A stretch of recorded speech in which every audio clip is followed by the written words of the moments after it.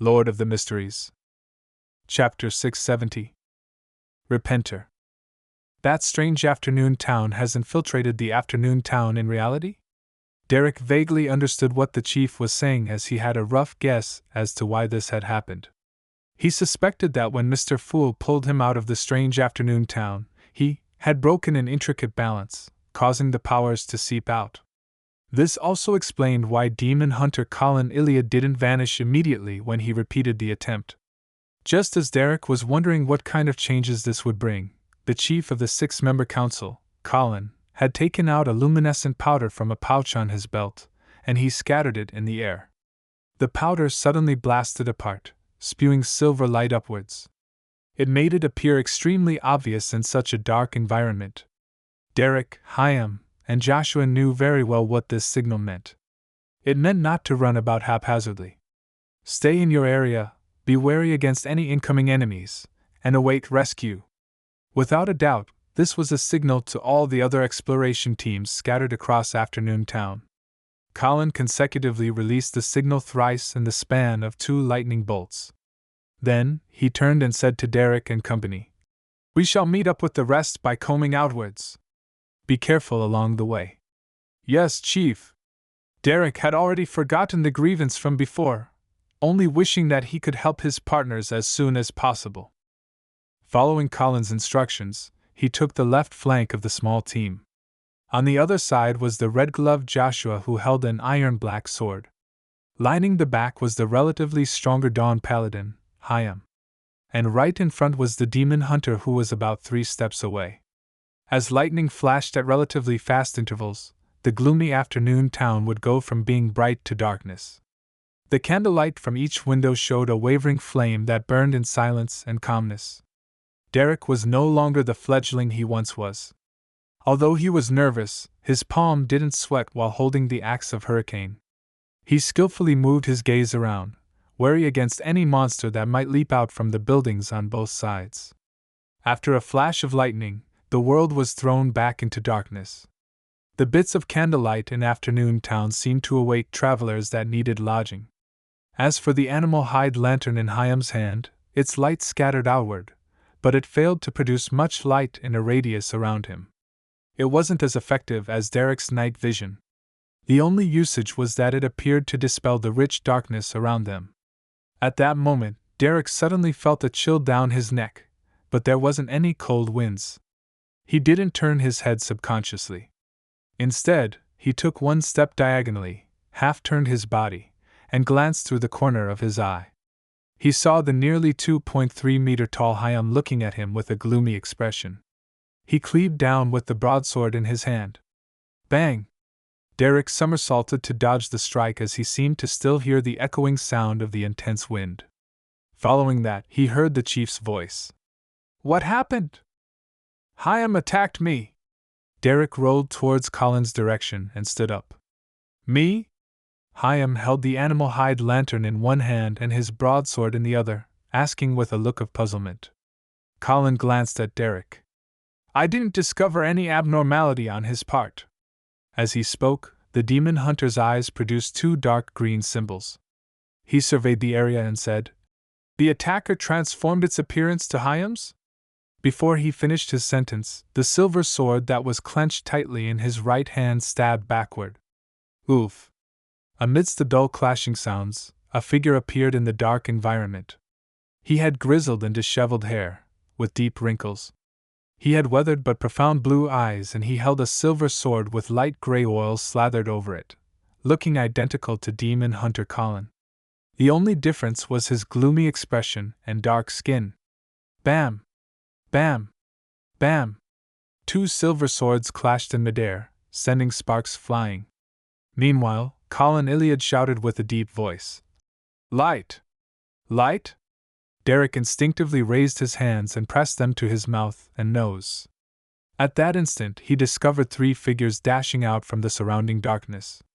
One of them was the tall and muscular Hyam, another the red-gloved Joshua, and the last one was a tall person with a childlike appearance, Derek himself. Derek wasn't thrown into a fluster. He acted in accordance with the chief's instructions and released lustrous brilliance from his body. The three figures seemed horrified of this as they raised their palms to cover their faces while attempting to escape to the sides. However, their speeds were in no way comparable to the speed of light. The lustrous brilliances illuminated the surroundings, enveloping the three figures within. They opened their mouths and let out silent screams, but they soon dimmed and vanished. As the light surged outwards, the two demon hunters were consumed by the light. The actions of one of them immediately turned stiff and was impeded before losing its color and turning completely black. Oof! The silver sword with light grayish oil slathered on it penetrated the monster, but it seemed to stab into air, failing to cause any actual damage. At this moment, the black monster suddenly immolated itself, cracking into distorted shadows as they corroded the light and flames, inch by inch. Colin retracted his silver sword and turned his head to Derek and company. The monsters this time are our shadows. Their weakness is the brightness of light. As he spoke, the chief's body produced a bright and holy light of dawn, illuminating the entire street as though it was day. This was a beyonder power a dawn paladin would receive from the warrior pathway. The reason why he didn't use it from the beginning was because the effects were obvious, and he had no idea what kind of accident it might bring. Now, he was already aware of the weaknesses of these monsters in Afternoon Town. The light of dawn produced by the chief was like a domain. Hyam gave up his plans on using a similar beyonder power. He continued holding up his animal hide lantern, and he followed behind Colin Iliad with Derek and Joshua as they turned into another street. Before long, the quartet arrived at a half-collapsed cathedral. The cathedral originally had a tower, and its entirety was made up of classical stone columns and masonry. They were heavy and dark. Passing through the door that even a giant would find wide, Derek followed the chief and came to the prayer hall. They saw the deity's statue destroyed, but the candle on the altar had been lit by some unknown entity. In front of the altar, a figure donning a Spartan white robe was prostrated there, praying so softly that no one could hear him. "He's not one of us." Hyam, who also had night vision, was the first to discover the abnormality thanks to his height. "This means that it's not a monster that was transformed from our teammates' shadows." Derek helped Hyam express the context between the lines inwardly. This meant an unknown, and an unknown often represented extreme danger. "There should have been an exploration team here." Colin converged the range of his light of dawn to prevent himself from provoking the white-robed figure. Hyam, Joshua, and Derek suddenly fell silent. Under such a situation, the absence of the exploration team's immediate appearance basically meant an undesirable outcome. Their minds raced as two men dressed in tight black clothes walked out from the right side of the hall. They were the two members of the exploration team at the cathedral. "Chief, those shadows. Those shadows are problematic." Leroy was swallowed by his own shadow.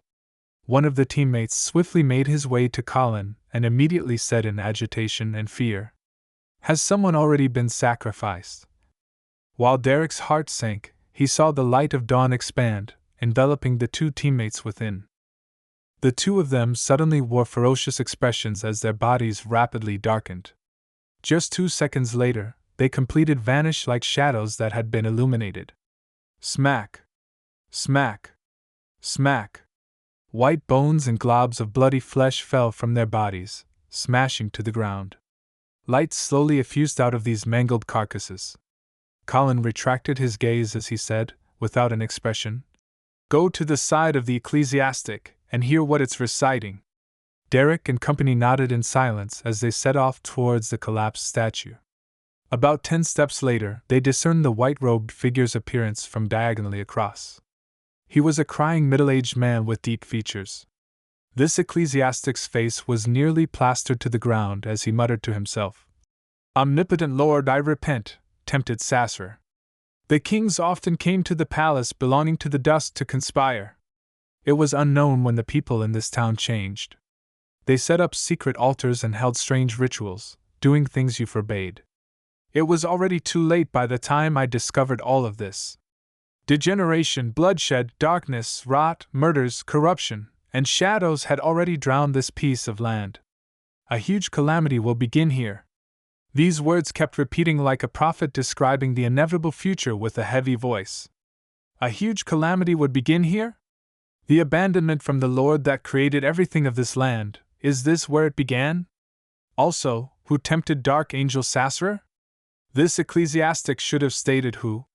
It's because after he said the words, "I repent," there should have been a name, but it was blank. He had originally said it, but the name vanished by itself? Who wiped it away? This ecclesiastic should have been from that strange afternoon town.